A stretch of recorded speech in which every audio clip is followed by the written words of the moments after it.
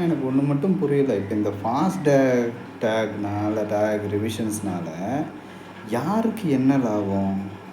பேங்க்கில் சேவிங்ஸ் வைக்கணும், பேங்க்கோட சேவிங்ஸை இன்க்ரீஸ் பண்ணணும் அப்படின்னா ஃபாஸ்டேகில் பேலன்ஸ் வச்சா ஆகுன்றது எல்லாருக்குமே தெரியும். ஏன் இப்படி இந்த கவர்மெண்ட் யாருக்காக, மக்களுக்காக இருக்காங்களா, யாருக்காக இருக்காங்கன்னு ஒன்றுமே புரியவே மாட்டேங்குது. ஃபுல்லு சரி, ஓகே, அங்கே போயிட்டு பிளாக் லிஸ்ட் ஆனால் இப்போ மணி இல்லைன்னா மைனஸில் இருந்தால் 2 மடங்கு எடுத்துப்பீங்க, டெபிட் பண்ணி எல்லாம் ஓகே தான். என்ன கேட்குறேன்னா,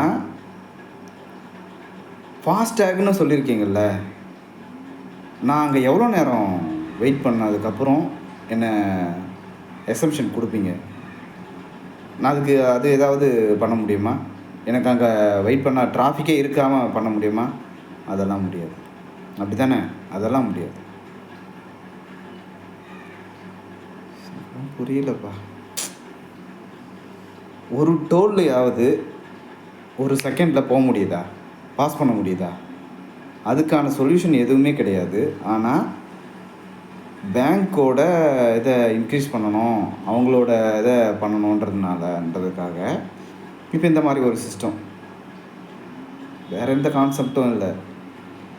நம்ம ஸ்டார்பக் இருக்குல்ல, அதே தான். எல்லாம் மைனஸில் போனதுக்கப்புறம் ரீசார்ஜ் பண்ணிட்டு சுற்றிட்டு இருந்தாங்கள்ல. இது என்ன இது? அதனால் லாஸ் ஆகுது இல்லை? லாஸ் யாருக்கு ஆகுது? கவர்மெண்ட்டுக்கு ஆகுது.